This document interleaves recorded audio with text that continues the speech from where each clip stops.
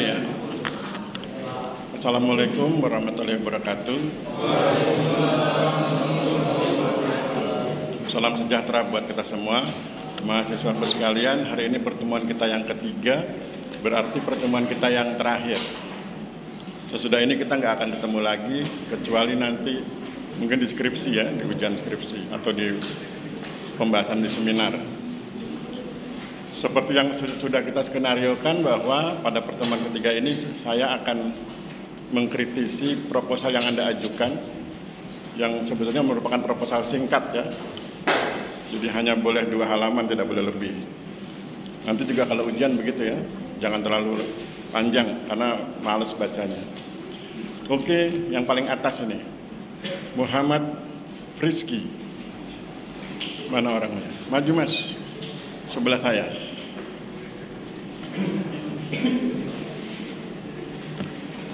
Ya.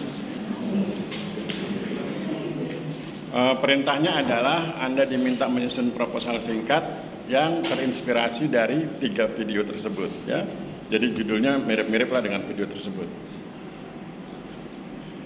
Kalau judulnya resolusi konflik mirip nggak? Enggak ya? Nggak apa-apa. Kan lebih baik jujur ya, jujur enggak. Jadi sebetulnya keliru, jadi lain kali harus perhatikan tugasnya ya. Jadi nanti kalau ujian itu saya akan kasih informasi setengah halaman begitu, Anda bikin proposalnya sesuai informasi itu. Misalnya informasinya tentang PTSL, Anda jangan ngomong soal pengadaan tanah, jangan ngomong soal yang lain, tapi ngomong soal yang ada di informasi di soal itu. Ya, supaya kemudian nanti proposalnya tidak kesana kemari. Jadi Anda sedang dilatih untuk membuat proposal pesanan gitu loh. Kan kalau macam saya kan dosen kadang-kadang bikin proposalnya sesuai pesanan. Mereka pesan apa, saya buatkan. Tentu kita kerjakan kalau honornya cocok ya, kalau nggak cocok kan kita tolak. Tapi kalau ujian nggak boleh nolak ya. Oke, ini Mas Muhammad Frizky Alfafa ya. Oke. Meskipun judulnya tidak sesuai dengan tugas, tapi oke, kita maafkan ya. Judulnya adalah resolusi konflik agraria yang terjadi antara warga desa Tegal Dowo dan pabrik semen Rembang. Judulnya kurang menarik begitu ya. Jadi menurut saya redaksi kalimatnya diatur, isinya sama, isinya tetap sama. Resolusi konflik agraria antara warga desa dengan pengelola pabrik semen gitu judulnya ya. Resolusi konflik agraria antara warga desa dengan pengelola pabrik semen. Kurung buka, studi, langsung masukkan Desa Tegal Dowo ya. Desa Tegal Dowo, kecamatan apa, Kabupaten Rembang. Nanti kan orang langsung tahu, oh maksudnya di situ. Nanti di latar belakang itu nanti dijelaskan lokasinya di mana, siapa lawan siapa begitu ya. Oke, sekarang kita masuk ke latar belakang penelitian. Di sini latar belakang penelitiannya banyak sekali, ada 5 alinea. Nasihat saya nanti kalau ujian 1 alinea saja. Ya, jadi kalau saya bilang apa latar belakangnya, tunjukkan 1 atau 2 poin yang menunjukkan bahwa penelitian Anda itu penting. Nah, sekarang saya ingin tes Mas Frizky. Apa yang membuat penelitian Anda ini penting? Sebut 2 poin. Yang pertama itu terjadi konflik sosial antara warga yang konflik sosial atau konflik agraria? Konflik sosial yang mengarah ke konflik agraria. Harus tegas, bilang aja konflik agraria. Oh gitu ya Pak. Konflik agraria itu bagian dari konflik sosial. Nanti kan ada teorinya, ada teori sosialnya, ada teori agraria. Jadi langsung tegas karena terjadi konflik agraria di desa itu ya, di Desa Tegal Dowo 1. Yang kedua? Yang kedua terjadi ini Pak. Sama sebenarnya, intinya cuma 1 aja sih Pak. Yang kedua adalah penelitian ini penting untuk memberi kontribusi bagaimana cara mengatasinya melalui konsep resolusi konflik. Resolusi konflik itu kan jalan keluar. Konflik itu persoalan, tapi begitu ada resolusi konflik itu jalan keluarnya. Jadi alasannya 2, terjadinya konflik dan ingin menawarkan resolusi konflik gitu tuh. Ya. Itu alasannya 2 poin itu. Nah nanti kalau ujian begitu, alasannya 2, 1, 2. Jadi langsung tegas ya. Nah kemudian rumusan masalahnya mari kita lihat. Rumusan masalah 1, apa yang menjadi akar masalah sehingga terjadi pro kontra di antara masyarakat desa Gunem sehingga konflik terjadi? Padahal di judulnya Desa Tegaldowo. Iya, Pak. Jadi rumusan masalahnya salah ya? Itu tipe, Pak. Ya salah toh berarti. Nggak boleh salah ya, jangan beda desa itu. Ya. Itu Gunung kecamatannya, Pak. Nah, masyarakat desa Gunem Iya. salah toh? Iya. Ya salah. Kalau ujian harus bilang salah itu. Jadi kalau Anda ingin mengetahui akar masalahnya, ditulis sesuai dengan judul. Ya. Apa akar masalah konflik gitu ya antara warga desa Tegaldowo dengan pengelola pabrik semen gitu toh. Itu yang satu, akar masalahnya. Kedua, bagaimana perkembangan konflik yang terjadi. Kurang keren bahasanya ya, bukan bagaimana perkembangan, bagaimana eskalasi konflik. Eskalasi itu ada unsur ilmiahnya, nanti ada teori eskalasi. Ya, bagaimana eskalasi konflik antara, diulang, judulnya itu dimasukkan lagi, disebut lokasinya, ini kan nggak disebut lokasinya tuh. Jadi disebut lagi lokasinya. Jadi yang pertama apa akar masalahnya, yang kedua bagaimana eskalasi konfliknya, yang ketiga bagaimana resolusi konflik. Nggak usah bilang proses. Jadi ini kan ditulisnya bagaimana proses resolusi konflik. Resolusi itu proses. Ya? Jadi jangan ngomong proses. Bagaimana resolusi konflik yang dibangun antara gitu ya masyarakat desa Tegaldowo dengan pengelola pabrik semen. Jadi apa akar masalahnya, bagaimana eskalasi konfliknya, dan bagaimana resolusi konfliknya. Begitu tuh? Kan itu lebih tegas ya. Terus kemudian bagian alir kerangka teoritiknya. Konflik, resolusi konflik. Terus pabrik semen.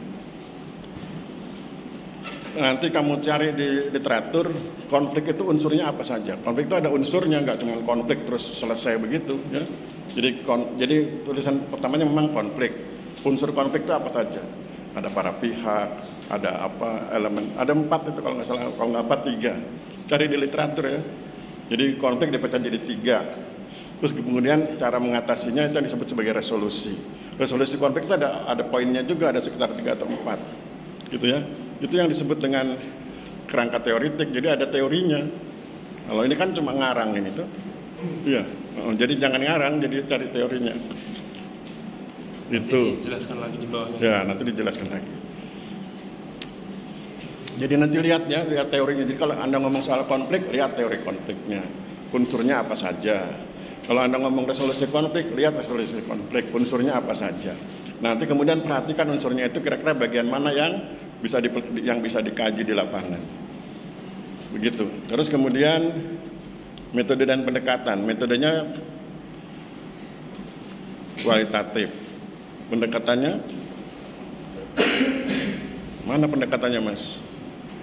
Apa pendekatannya ini? Enggak ditulis. Habis. Belum ditulis. Anda ingin pendekatan apa? Kalau pusing, ambil aja deskriptif. Daripada rumit tuh, pusing milih-milih pendekatan yang disediakan Pak Aris di buku itu. Tulis deskriptif. Nanti buku tentang pendekatan deskriptif itu banyak sekali. Tinggal searching di Google ketemu itu deskriptif apa. Nah, kalau rajin silakan lihat bukunya, pilih salah satu dari metode yang ada di buku saya itu. Ya. Kalau fenomenologi kan nggak mungkin, nanti kamu ikut konflik ya. Jadi jangan fenomenologi. Kalau dibilang etnografi nggak mungkin, karena ini bukan masyarakat dengan kultur tertentu. So. Mungkin yang lebih gampang rasionalistik ya, tentang permainan logika. Tapi nanti kalau kamu pusing gunakan aja deskriptif. Ya. Oke, Mas Rizky, thank you. Silakan kembali ke tempat. Target kita 5 ya. Hari ini kita selesaikan 5. Yang kedua, Hari Caksono, man. Oh ada. Silakan ke depan. Silakan duduk ya. Saya bedah judulnya dulu. Judulnya adalah Kendala dan Upaya Penyelesaian dalam Pelaksanaan Pengadaan Tanah. Studi pengadaan tanah untuk jalan tol Yogyakarta, Bandar Udara Internasional Yogyakarta, Desa Melangi. Saran saya, judulnya kan saya baca ulang ya, kira-kira rumit nggak menurut Anda? Judulnya itu yang judul besarnya nih, kendala dan upaya penyelesaian dalam pelaksanaan pengadaan tanah. Terus judul kecilnya, studi pengadaan tanah untuk jalan tol Yogyakarta, Bandar Udara Internasional Yogyakarta, Desa Melangi. Rumit ya. Nama jalan tolnya emang panjang, Pak? Hah? Nama jalan tolnya emang panjang? Enggak, bukan masalah jalan tolnya, judulmu yang panjang. Kalau jalan tolnya panjang, iya. Jalan tolnya panjang nggak apa-apa, nggak masalah. Kan kamu bisa singkat, ya, bandaranya bisa disingkat. YIA tuh Internasional Yogyakarta tuh, YIA tuh. Jadi tol Yogyakarta, iya, Bandar Udara itu kan disingkat YIA. Tapi yang ingin saya garis bawahi itu, kalau judulnya seperti ini sangat normatif ya, sangat nggak menarik itu loh. Terus pertanyaan saya, bagian mananya dari pengadaan tanah di sana yang menarik? Nanti dari situ bisa kita ambil jadi judul. Bagian mananya dari pengadaan tanah jalan tol Jogja Iya itu, Jogja ke bandara itu, apanya yang menarik? Bandara kan di pojokan provinsi, Pak. Kan sana Jangan dibilang pojokan, itu nggak menarik. Apanya yang menarik? Yang bisa diteliti itu loh. Kalau soal di pojokan, dari dulu sudah di pojok. Yang menarik, yang sehingga kemudian misalnya kamu tertarik dengan sesuatu, kita sebut X ya, nanti X itu kita pindahkan ke judul. Jadi judulnya itu menarik ya, ada unsur tertentu yang Anda ingin sajikan tuh. Saya ulang kalimatnya ya. Kalau Anda ingin meneliti suatu hal, misalnya dia ingin meneliti tentang jalan tol bandara Iya ke Jogja. Lihat unsur apa yang menarik dari pengadaan tanah di situ. Misalnya kita sebut X, kita menemukan unsur menariknya itu X. Nah, X-nya itu nanti dimasukkan ke judul. Jadi judulnya itu ada X bla bla bla gitu. Nah, X-nya itu kan menarik gitu. Kalau cuman kendala dan upaya itu kan normatif. Itu di buku-buku pelajaran ada, nggak usah pakai penelitian. Nah, apa yang menarik?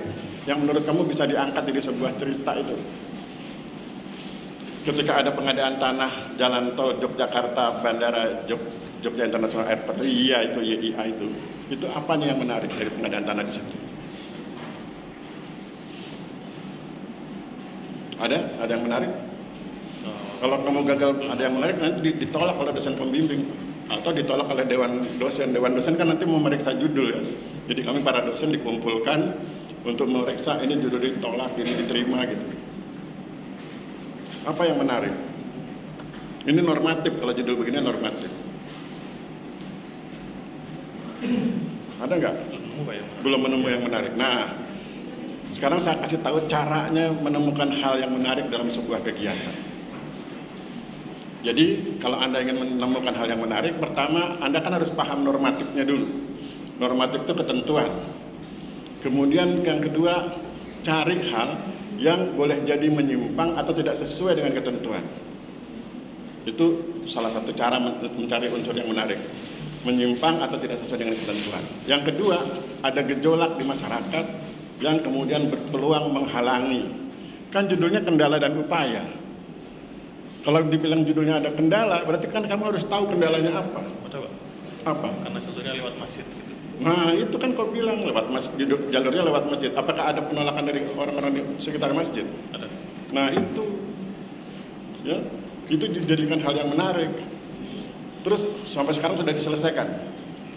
Itu 2021 Pak, sekarang Sudah selesai? Belum dimulai. Ada negosiasi nggak antara pengelola masjid dengan itu? Masih progres. Itu kan tanahnya tanah wakaf tuh. Tanah milik Masjid itu tetap tanah. Apa namanya? Yang keagamaan itu. Ya kan tanah wakaf itu. Iya. Iya. Kamu kan sudah semester 5 udah tahu tuh. Rata-rata masjid itu kan tanah wakaf. Nah, maksud saya begini, kenapa itu harus saya kejar? Supaya dia bisa menemukan unsur yang menarik, yang unik, yang bisa dimasukkan ke judul. Misalnya nanti kan dia bisa bilang, nanti dimasukkan ada unsur wakaf di judul itu. Saya belum menemukan idenya ya. Tapi nanti di judul itu ada konsep tanah wakaf, ada pengadaan tanah, kemudian ada judul, ada jalan tolnya itu. Nah, tinggal kemudian diramu mana yang mau duluan. Ada wakaf, ada pengadaan tanah, ada jalan tol. Saya yakin ada solusinya. Karena di dalam peraturan perundangan juga dijelaskan kan bagaimana memanage pengadaan tanah yang terkena, yang ada tanah wakaf. Selalu ada solusinya itu kan. Begitu. Jadi kan bisa kamu tulis apa yang kira-kira ada tanah wakaf.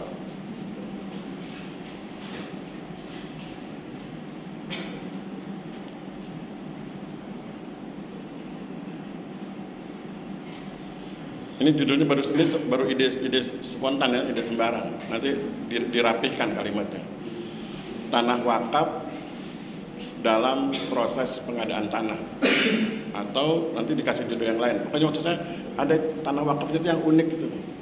Tanah wakaf dalam proses pengadaan tanah, studi pengadaan tanah, studi pembangunan jalan tol, atau tanah wakaf pada proses pengadaan tanah jalan tol Yogyakarta Bandara YIA. Jadi ada unsur tanah wakafnya. Nah, baru nanti diomong ketika membahas tanah wakaf itu kan pasti ada kendalanya, ada solusinya begitu. Jadi judulnya tidak normatif, kendala dan solusi pengadaan tanah. Jadi dimasukkan unsur yang menarik. Oh, jadi begitu orang baca skripsimu, oh ada tanah wakafnya. Bagaimana cara mengatasi tanah wakaf itu tuh? Jadi tanah wakaf dalam pengadaan tanah gitu. Atau penyelesaian tanah wakaf, atau gimana lah, dikasih nanti satu kata di depan. Penyelesaian tanah wakaf atau pengelolaan, mengatasi juga boleh ya. Tanah wakaf dalam pengadaan tanah jalan tol Yogyakarta Bandara YIA. Jadi ada unsur tanah wakafnya supaya kemudian menarik. Bandingkan dengan judul aslinya kan kendala dan upaya penyelesaian dalam pengadaan dalam pelaksanaan pengadaan tanah kan sangat normatif. Ya, jadi hindari hal-hal yang normatif karena kalau terlalu normatif orang menjadi nggak perlu penelitian, gitu ya. Nah, kalau di dalam judulnya sudah ada unsur tanah wakaf, berarti itu sesuatu yang ingin Anda expose, ingin Anda blow up begitu, ingin Anda tunjukkan keunikannya, maka di rumusan masalahnya nanti masuk. Saya bacakan dulu rumusan masalah aslinya ya. Ini asli dari beliau. Bagaimana terjadinya permasalahan pengadaan tanah yang mengakibatkan terhambatnya pelaksanaan pengadaan tanah untuk jalan tol Yogyakarta Bandar Udara Internasional Yogyakarta bisa terjadi. Pertama panjang, terlalu panjang pertanyaannya. Yang kedua terlalu umum pertanyaannya. Jadi langsung aja menukik bagaimana cara mengatasi keberadaan tanah wakaf dalam pengadaan tanah jalan tol. Jadi yang mengatasi keberadaan ya. Nah, berarti judul nanti kita bisa tambahkan itu. Jadi membuat judul dengan rumusan masalah itu seperti orang main kartu. Nanti kalau ini sudah ketemu, buat di sini perbaiki, ini bisa diperbaiki lagi. Tadi kan kita judulnya sembarangan, kita bikin tanah wakaf dalam pengadaan tanah jalan tol dan seterusnya. Terus ketika akan bikin rumusan masalah, kita kan bagaimana mengatasi keberadaan tanah wakaf dalam pengadaan tanah jalan tol. Berarti judulnya keberadaan. Nah, berarti keberadaan tanah wakaf dalam pengadaan tanah jalan tol dan seterusnya. Begitu ya. Jadi bagaimana mengatasi keberadaan itu. Nah, ketika akan mengatasi kan ada kendalanya, baru ditulis di pertanyaan berikut. Apa kendalanya dan bagaimana mengatasinya. Tapi kalau sudah di atas sudah ada mengatasi, kemudian di bawahnya mungkin hal-hal yang lain gitu ya. Jadi bagaimana mengatasi keberadaan tanah wakaf dalam pengadaan tanah jalan tol, mungkin yang rumusan masalah yang keduanya bisa dicari yang lain. Ya, mungkin bagaimana sikap masyarakat gitu ya. Bagaimana sikap masyarakat menghadapi situasi seperti itu kan bisa begitu ya. Yang penting itu ketika di poin 1 bagaimana mengatasi itu sudah masuk solusi di situ, sudah masuk kendala di situ ya. Itu rumusan masalahnya. Kemudian bagian alir kerangka teoretiknya, pembangunan jalan tol, pemerintah, masyarakat, instansi, BPN, gubernur, pemilik tanah, tokoh masyarakat, dasar penetapan, dasar menolak.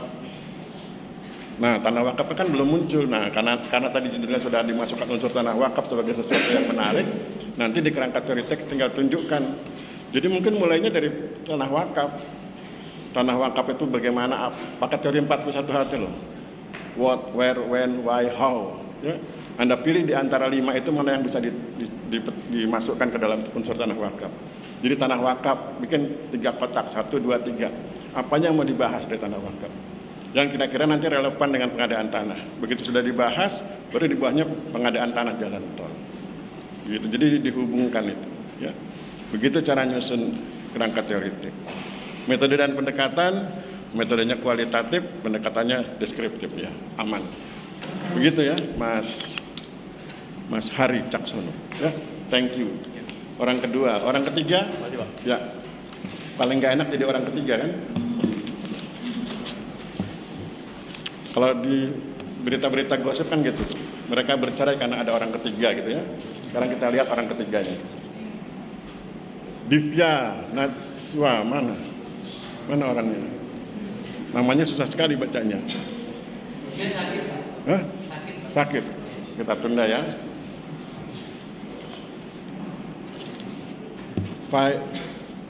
Virus Almairah. Mana virus? Ya, maju ke depan, Mbak. Ya. Kita bedah judulnya dulu ya. Silakan duduk. Judulnya adalah tinjauan tentang pelepasan hak atas tanah untuk kepentingan pembangunan rumah sakit di Kabupaten Halmahera Barat. Mengapa ada kata tinjauan tentang?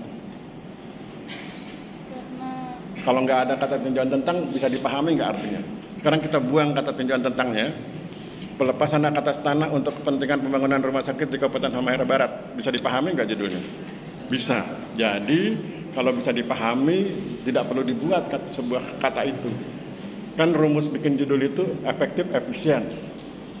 Judul itu harus sesingkat mungkin dan mudah dipahami, baru nanti tambahkan menarik, gitu ya. Jadi singkat, mudah dipahami dan menarik. Sekarang kita buang tinjauan tentangnya ya. Kita jadi langsung ke pelepasan hak atas tanah untuk kepentingan pembangunan rumah sakit di Kabupaten Halmahera Barat. Apa yang menarik dari pelepasan hak ini? Dari peristiwa pelepasan hak atas tanah untuk kepentingan rumah sakit itu apanya yang menarik? Karena ada beberapa kasus sengketa yang biasanya berkaitan dengan pelepasan hak atas tanah. Oh, itu terlalu umum. Dalam kasus ini, dalam kasus pelepasan hak atas tanah untuk kepentingan pembangunan rumah sakit di Kabupaten Halmahera Barat, itu apanya yang menarik? Jadi Anda harus searching di Google di peristiwa itu apa yang menarik, yang mungkin bisa dimuat di koran kan bisa online, bisa yang offline ya. Apanya yang menarik? Kalau nggak menemukan yang menarik, ganti judul yang lain gitu. Kan kalau nggak menarik, buat apa bikin penelitian kalau nggak menarik? Kalau semuanya serba normatif, semuanya serba bisa dijawab dengan peraturan perundangan, semuanya banyak berlaku di wilayah lain, terus apa hebatnya? Hebatnya skripsi itu kan kalau jarang ditemui, unik, ya, dan kemudian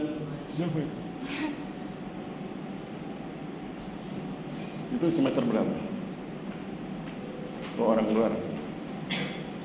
Oke, jadi gitu ya. Jadi judulnya itu harus tahu. Nah, sekarang kan Mbak kan sudah yakin mau bikin ini. Apa yang menarik? Pasti ada, kayak tadi kan tanah wakaf. Ternyata konfliknya itu karena tanah wakaf. Jadi teman-teman yang mengelola tanah wakaf itu nggak bersedia diterjang jalan tol, mungkin begitu ya. Baru kan kemudian negosiasi. Nah, kalau yang punya Mbak ini apanya yang menarik? Di situ ada beberapa keluarga yang nggak mau gitu Pak. Maksudnya mereka tuh nggak ada sertifikat, belum ada hak atas tanahnya, tapi juga nggak mau ngelepasin tanahnya. Nah, kalau mereka menolak kan bisa langsung dimasukkan ke judul, jadi menarik gitu loh. Ya, jadi kan kalau judul aslinya tinjauan tentang pelepasan hak atas tanah dan seterusnya. Kata tinjauan tentangnya kita buang, jadi pelepasan hak atas tanah dan seterusnya. Tapi kan kalau judulnya cuma pelepasan hak atas tanah dan seterusnya, itu kan tidak menarik. Nah, tadi beliau bilang banyak yang menolak. Berarti kan ada unsur penolakan. Unsur penolakannya masukkan ke judul. Jadi kalau misalnya banyak menolak, ditulis resistensi masyarakat terhadap atau pada proses pelepasan hak atas tanah bagi pembangunan rumah sakit. Jadi masuk itu unsur penolakannya. Jadi judulnya itu resistensi masyarakat terhadap proses pelepasan hak atas tanah untuk pembangunan rumah sakit di Kabupaten Halmahera Barat. Begitu, jadi ada yang menarik gitu loh. Nggak cuma normatif. Kalau saya bilang normatif itu artinya semua orang udah tahu bahwa pelepasan hak itu prosesnya begini, udah tahu. Dan di banyak tempat begitu. Kalau ada penolakan, oke, di banyak tempat juga. Tapi kan apanya yang menarik gitu ya. Maka menjadi penting, ada penolakan. Nanti kan resistensinya itu yang kemudian di blow up. Mereka menolak karena apa, bagaimana cara menolaknya, mengapa menolak saya karena apa ya, mengapa, bagaimana gitu loh. Mengapa mereka menolak, bagaimana cara mengatasinya, terus apa kompensasinya gitu loh. Gitu ya. Nah, itu nanti kan bisa dimasukkan ke rumusan masalah. Sehingga rumusan masalahnya juga nggak normatif. Ya, jadi latar belakang itu nanti ditunjukkan bahwa ada penolakan. Di latar belakang ini nggak ada tuh kata penolakan, nggak ada tuh. Terlalu datar itu loh. Kan ciri kualitatif itu nggak datar, ada masalah gitu ya. Kalau cuma datar-datar aja nggak usah bikin skripsi, bikin catatan, ya, catatan mata kuliah pengadaan tanah, catatan mata kuliah pelepasan hak gitu ya. Nah, kemudian rumusan masalah, mengapa perlu dilakukan pelepasan hak, bagaimana peran. Nah, ini kita ubah karena kan judulnya sudah berubah. Judulnya kan resistensi masyarakat terhadap gitu ya. Berarti kan penolakan. Maka rumusan masalahnya nanti pertama, mengapa terjadi resistensi? Kedua, bagaimana cara mengatasi resistensi? Ketiga, apa kompensasinya agar masyarakat bersedia menerima pelepasan hak? Begitu. Mengapa resisten? Bagaimana cara mengatasi resisten dan apa kompensasinya?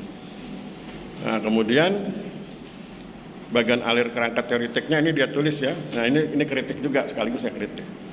Bagian alir kerangka teoritiknya beliau menulis studi literatur, identifikasi masalah, penetapan tujuan dan manfaat penelitian dan seterusnya.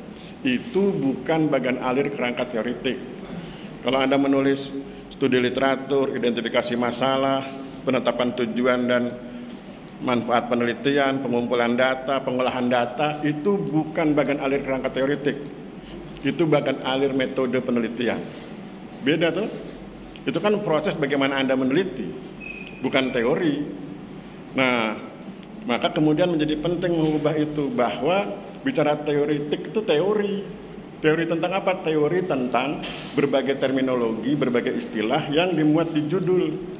Kalau judulnya adalah resistensi masyarakat terhadap proses pelepasan hak atas tanah, maka berarti masuk teorinya resistensi. Kalau Anda ingin mulai dari pelepasan tanah juga silakan. Pelepasan hak atas tanah itu apa? Pelepasan hak atas, jadi tekniknya itu kalau saya pertama tentukan judul kata kuncinya dulu, pelepasan hak atas tanah. Oke, jebret pelepasan hak atas tanah. Kemudian lihat bedah itu jadi 3 atau 4 unsur. Nah, untuk bisa membedah pelepasan hak atas tanah jadi 3 atau 4 unsur kan lihat literatur. Pelepasan hak atas tanah itu misalnya apa, bagaimana, syaratnya apa gitu ya, apa dampaknya dan lain sebagainya. Bikin kotak 1, 2, 3 atau 4. Masukkan di situ unsurnya, unsur dari pelepasan hak atas tanah. Kemudian di bawahnya baru kaitkan dengan masyarakat, kemudian di bawahnya lagi resistensi masyarakat. Ketika bicara resistensi, lihat lagi literatur. Apa unsur resistensi? 3 atau 4 unsur. Masukkan. Itu gunanya apa? Gunanya nanti itu untuk kita ke lapangan. Jadi kita nanti ke lapangan dasarnya itu. Kita mau nanya apa, ngomong apa sama masyarakat, itu yang kita gunakan. Kita mau ngomong soal pelepasan hak atas tanah, mau bertanya tentang pelepasan hak atas tanah kan dari situ. Mau bertanya tentang resistensi juga dari situ. Ya, jadi kalau ini kan berarti ada dua unsur, pelepasan hak atas tanah dan resistensi masyarakat. Maka kemudian pelepasan hak atas tanahnya lihat literatur, pecah jadi 3 atau 4 unsur. Kemudian di bawahnya lagi masukkan masyarakat, kemudian baru masukkan resistensi. Resistensi bedah lagi lihat literatur, bedah jadi 3 atau 4 unsur. Baru kemudian itu yang nanti diamati di lapangan. Kita kan ingin tahu mengapa resisten, bagaimana cara mengatasi resistensi dan apa tadi saya bilang kompensasinya ya bagi masyarakat ketika mereka bersedia untuk tidak resisten. Bagaimana kompensasinya ketika masyarakat bersedia menerima pelepasan hak atas tanah. Jadi begitu, itu cara membuat bagian alir kerangka teoritik. Kemudian metode dan pendekatan. Metodenya kualitatif, pendekatannya studi kasus. Ya. Saran saya jangan gunakan pendekatan studi kasus. Ya, Anda pilih saja yang ada di buku metodologi saya itu, pilih salah satu, Anda bisa pilih fenomenologi, apalah yang ada di situ, yang kira-kira relevan. Atau kalau Anda pusing, gunakan deskriptif. Kalau Anda gunakan metode studi kasus, Anda ketemu dosen yang paham betul tentang metodologi, dia akan tanya, Anda sudah baca bukunya Robert Kayen? Kalau Anda bilang belum, selesai, nggak usah pakai metode itu ketika seminar misalnya. Kalau Anda bilang sudah, maka dia akan menguji, dia akan memeriksa skripsi Anda itu dengan menggunakan panduan bukunya Robert Kayen itu. Karena bukunya Robert Kayen itu selama ini dijadikan acuan bagi yang menggunakan metode studi kasus. Kalau Anda nggak paham studi kasus, lebih baik jangan. Kan banyak pendekatan yang lain. Tadi saya sudah bilang, kalau darurat terpaksa bangun tidur ditanya, langsung aja deskriptif. Itu nggak usah banyak ngomong, sudah deskriptif. Kemudian cari literaturnya, banyak yang deskriptif itu. Ya, jadi itu lebih aman. Begitu ya, Mbak Virus. Terima kasih. Oke, masih bisa 2 lagi.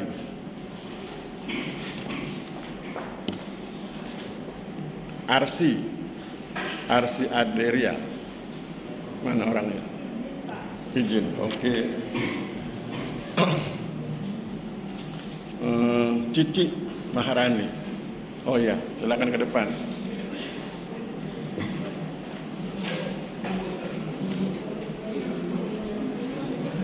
Ya. Saya bacakan judulnya ya. Judul yang diajukan Mbak Cici adalah Strategi Inovasi Layanan Prima untuk Meningkatkan Kualitas Pelayanan Publik Kantor Pertanahan Kabupaten Jepara. Judulnya sudah bagus, sudah ada lokasinya, sehingga kemudian dia bisa penelitian di situ. Ya. Kantor Pertanahan Kabupaten Jepara. Kemudian kita lihat yang sebelumnya. Strategi inovasi layanan prima. Layanan prima itu sudah bagian dari inovasi ya? Atau belum? Belum. Nah, kalau Anda teruskan kata inovasi, itu sudah masuk strategi di dalamnya enggak? Yang ingin saya uji itu begini. Jangan-jangan Anda menggunakan 2 kata yang sebetulnya mereka sudah bahasa sosiologinya berkelindan. Berkelindan itu bercampur. Strategi dengan inovasi ya. Sekarang saya ambil contoh begini. Seandainya judulnya strategi inovasi layanan, primanya kita abaikan. Strategi inovasi layanan, pertanyaannya adalah apakah ketika ada inovasi layanan, strategi sudah masuk di dalamnya? Atau sebaliknya, ketika ada strategi pemberian layanan, apakah inovasi sudah masuk di dalamnya? Kan bisa begitu kan? Nah, kalau bisa salah satu masuk, berarti salah satu dibuang gitu. Nanti ketika ketemu dosen penguji di ujian begitu, dosen penguji kan cermat, kata demi kata dibedah itu. Ya. Jadi kalau misalnya strategi itu adalah bagian dari inovasi, maka kemudian strateginya dibuang, langsung aja inovasi layanan prima gitu ya. Jadi ketika layanan prima itu kan layanan yang sehebat-hebatnya lah kira-kira kayak gitu. Inovasi nanti di dalam inovasi layanan prima itu ada di dalamnya ada strateginya gitu kan. Kemudian untuk meningkatkan kualitas pelayanan publik. Oke ya, jadi judulnya jadi inovasi layanan prima untuk meningkatkan kualitas pelayanan publik pakai di Kantor Pertanahan Kabupaten Jepara. Latar belakangnya banyak. Kira-kira apa Mbak pentingnya penelitian ini? Itu tuh untuk mengetahui awalnya itu meneliti kekurangan pelayanan yang ada di Kantor Kabupaten Jepara. Kemudian dari memperbaiki kekurangan. Ya, Oke. Kekurangan tersebut untuk diperbaiki lagi. Jadi penelitian nanti ditulis di latar belakang. Penelitian ini penting dilakukan untuk mengetahui kelemahan layanan prima. Gitu ya. Semangatnya kan ada layanan prima, tapi kan ada kelemahan dan menemukan cara untuk memperbaiki kelemahan tersebut. Gitu ya. Itu di latar belakang. Rumusan masalah. Bagaimana inovasi pelayanan publik yang dilaksanakan di Kantor Pertanahan Kabupaten Jepara yang sudah berjalan? Nggak usah pakai sudah berjalan, langsung aja tanda tanya ya, nggak usah yang sudah berjalannya dibuang. Bagaimana inovasi pelayanan publik yang dilaksanakan di Kantor Pertanahan Kabupaten Jepara? Itu aja. Kemudian bagaimana kualitas pelayanan di Kantor Pertanahan Kabupaten Jepara? Kalau Anda bilang bagaimana kualitas, bagaimana cara mengukurnya? Diukur nggak ini? Kalau diukur, Anda nanti harus kuantitatif. Ya, bagaimana kualitas pelayanan? Lebih baik jangan pakai kualitas pelayanan, tapi pakai kepuasan masyarakat kan. Nanti kan masyarakat tinggal ditanya unsur kepuasan itu apa saja ya. Ada di buku manajemen itu ya. Jadi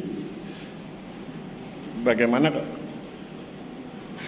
dampak ya, bagaimana dampak inovasi pelayanan publik bagi kepuasan masyarakat, terhadap bagaimana dampak inovasi pelayanan publik terhadap kepuasan masyarakat ya. Terus bagaimana terobosan strategi nggak usah, jadi nomor 3-nya nggak usah, cukup 1, 2 aja.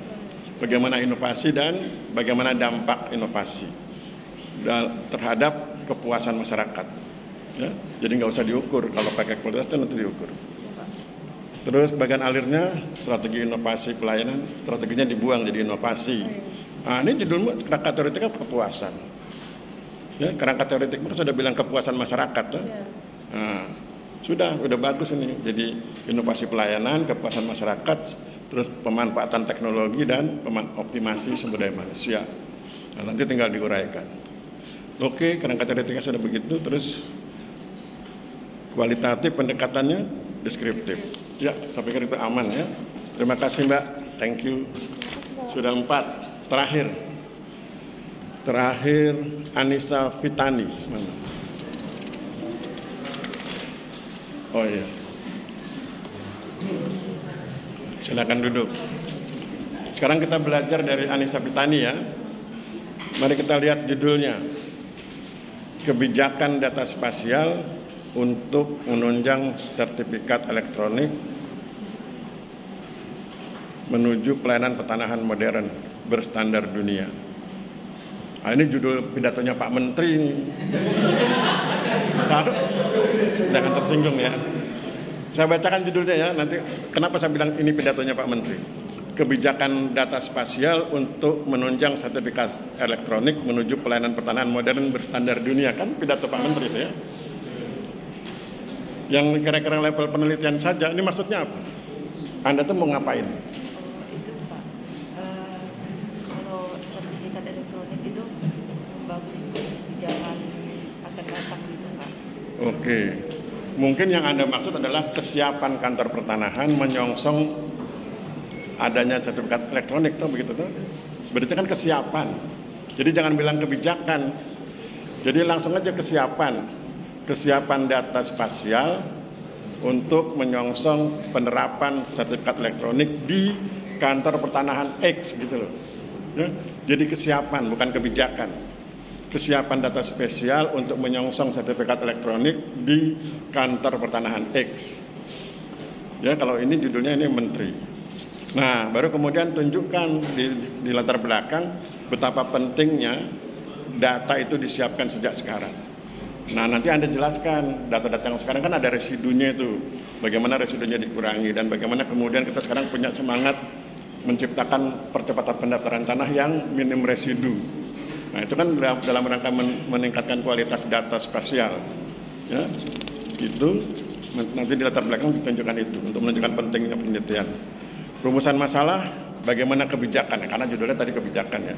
Nanti diganti, judulnya rumusan masalahnya sesuaikan dengan judulnya. Kalau judulnya adalah kesiapan data spasial, berarti kan nanti rumusan masalahnya kita bikin 2, mengapa dan bagaimana. Mengapa dibutuhkan kesiapan data spasial untuk menyongsong untuk menyongsong sertifikat elektronik di gitu ya.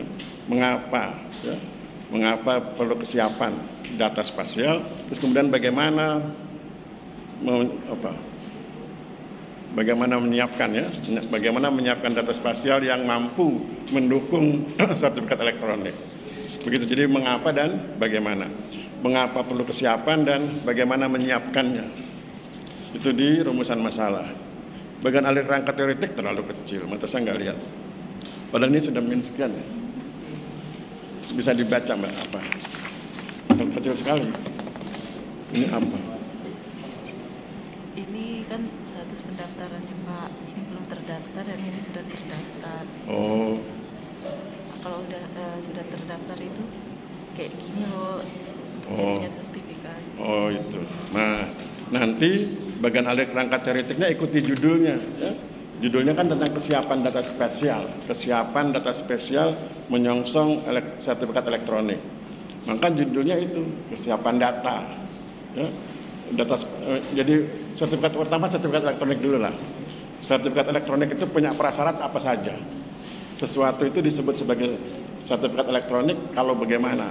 Dan dari segi spasialnya, mungkin harus begini, mungkin 3 atau 4 poin. Nah kemudian bagaimana menyiapkan 3 poin itu, 3 atau 4 poin itu. Ya.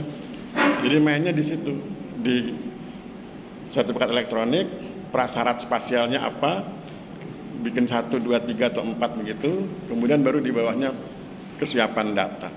Ya.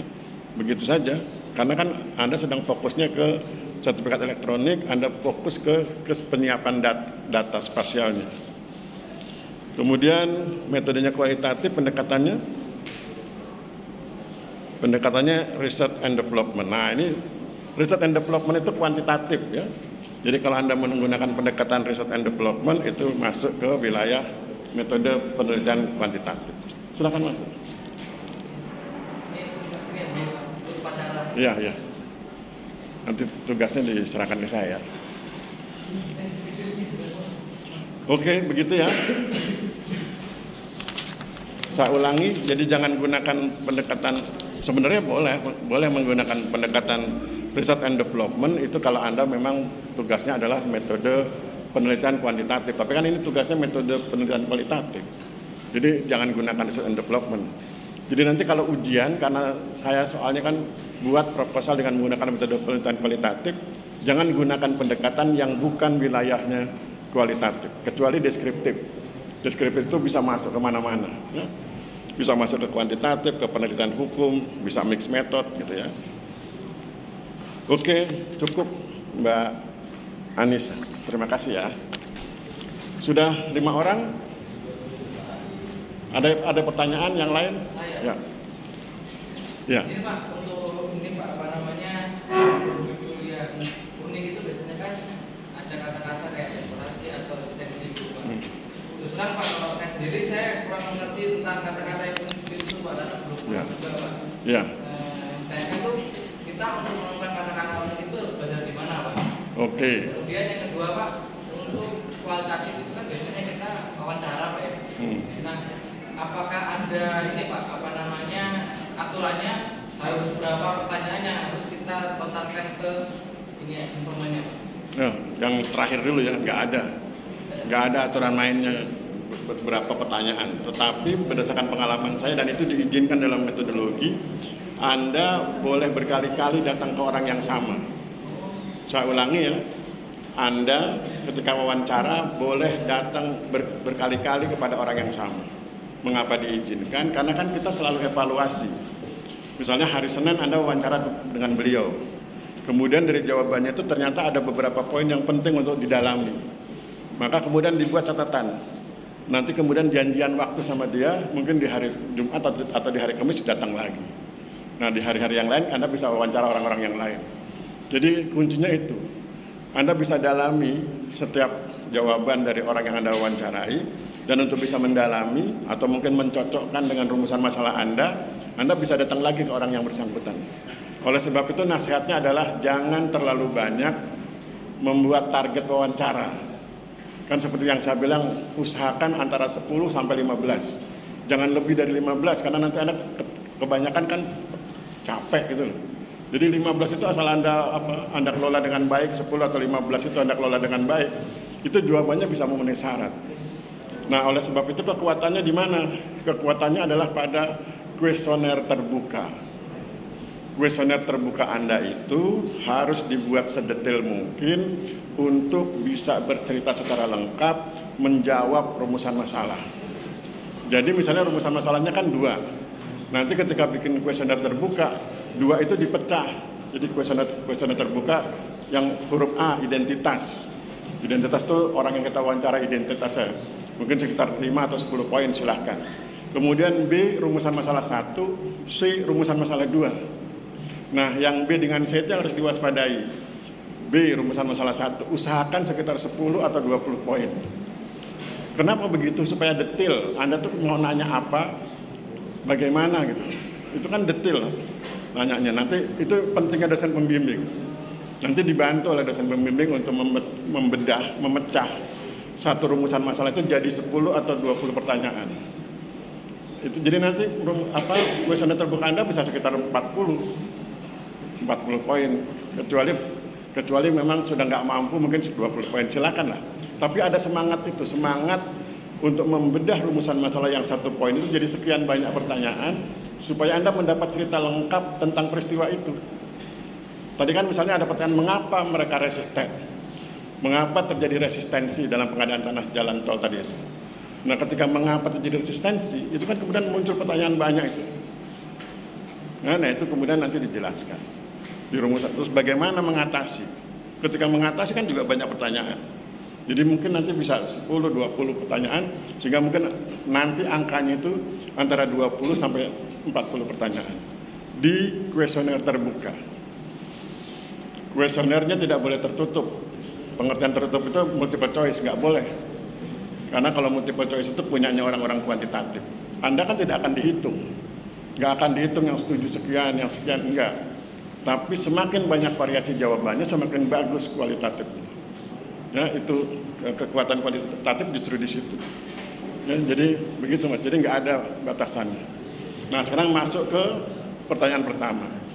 Bagaimana menemukan keunikan kira-kira gitu ya.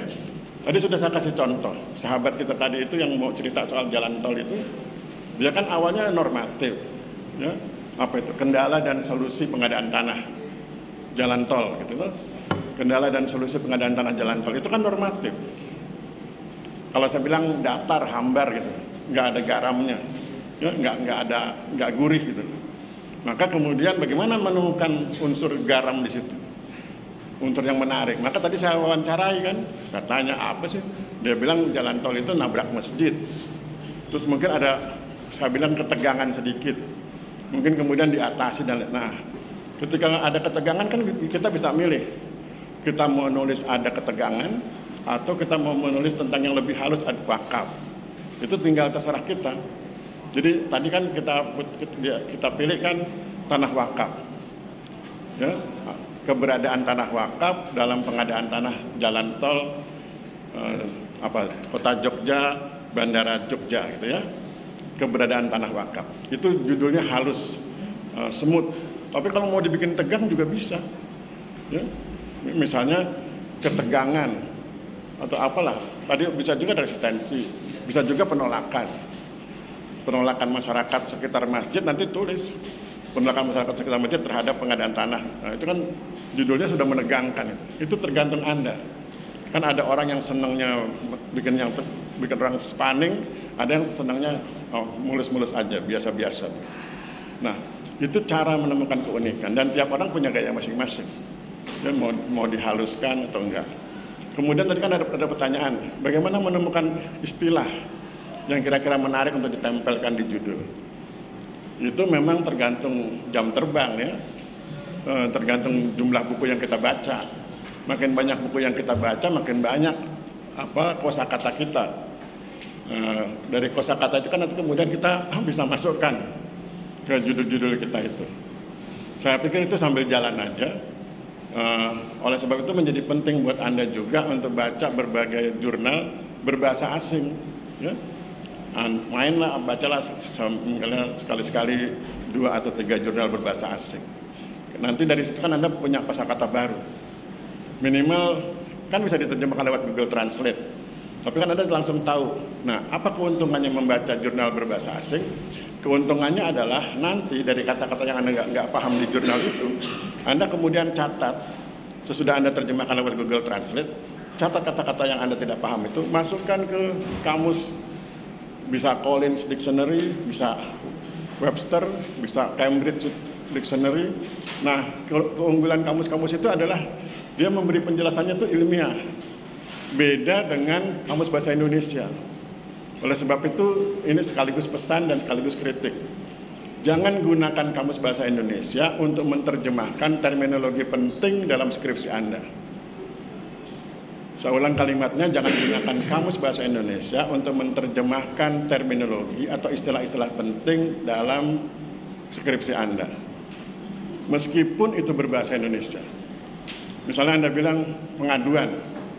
Ya, kan layanan pengaduan di kantor pertanahan. pengaduan, itu kan bahasa Indonesia.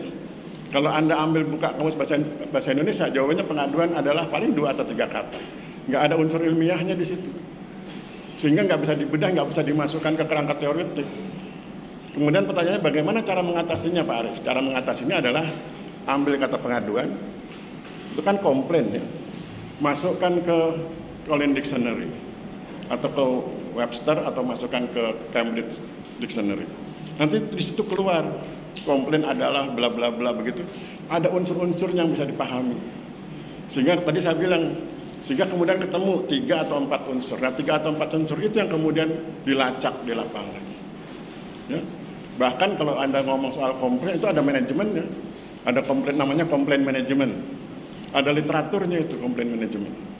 Ada unsurnya, ada penyebabnya, ada cara mengatasinya. Jadi itulah semangat untuk berpikir ilmiah di situ. Awalnya sederhana, pengaduan, selesai. Kalau Anda buka kamus bahasa Indonesia selesai, 2 halaman selesai.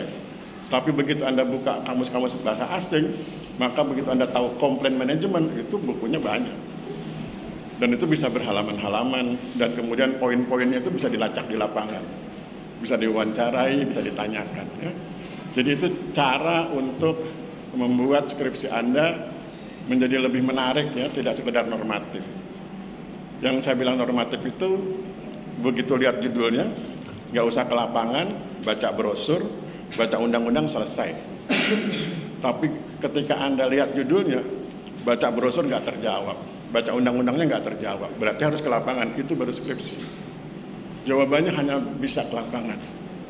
Seperti yang saya bilang di video itu kan, ada bedanya rumusan masalah dengan soal ujian.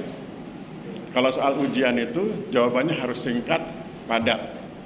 Kalau rumusan masalah jawabannya harus detail. Ya. Harus detail, singkat tapi detail, mencakup banyak hal. Jadi kalau jawaban ujian paling 2 halaman, tapi kalau jawaban rumusan masalah bisa 30 halaman, 40 halaman. Ya, itu bedanya antara rumusan masalah dengan soal ujian. Oke, ada lagi yang lain? Kalau nggak ada saya pikir cukup ya, sudah jam 11. Hampir jam 11 kurang 5. Nggak ada ya, kalau nggak ada kita tutup perkuliahan kita hari ini. Terima kasih. WA grupnya jangan bubar dulu. Kenapa saya bilang jangan bubar? Karena saya nanti ingin berkomunikasi dengan Anda lewat WA group. Contohnya begini, nanti kan Anda selesai semester 5 masuk semester 6. Semester 6 itu Anda kan di kantor pertanahan. Anda bekerja di kantor pertanahan, KKNP, PTLP. Tetapi kemudian di sini kan ada semester 8. Nah semester 8 itu mereka bikin skripsi. Mereka seminar proposal, mereka ujian skripsi. Nah saya punya keinginan untuk semua seminar proposal dan ujian skripsi yang saya lakukan, itu akan saya videokan untuk saya kirimkan ke YouTube. Nanti Anda bisa lihat di YouTube itu. Ini loh suasana seminar skripsi, seminar proposalnya. Ini suasana ujian. Jadi Anda bisa tahu, oh yang ditanya itu bagian-bagian yang seperti ini. Jadi sehingga kemudian nanti Anda menjadi lebih siap daripada yang sebelumnya. Ya. Saya pikir demikian. Nanti kalau sudah skripsi baru kita bubarkan grupnya. Ya. Saya pikir demikian. Terima kasih, saya akhiri. Wabillahi taufiq wal hidayah. Wassalamualaikum warahmatullahi wabarakatuh. Salam sejahtera buat kita semua. Terima kasih dan selamat siang.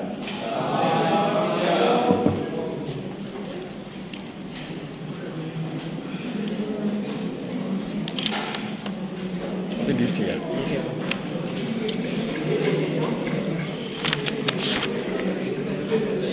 Ya. Yang itu yang terlambat sudah ada di sini. Sudah Pak. Oh ya. Terima kasih. Oke.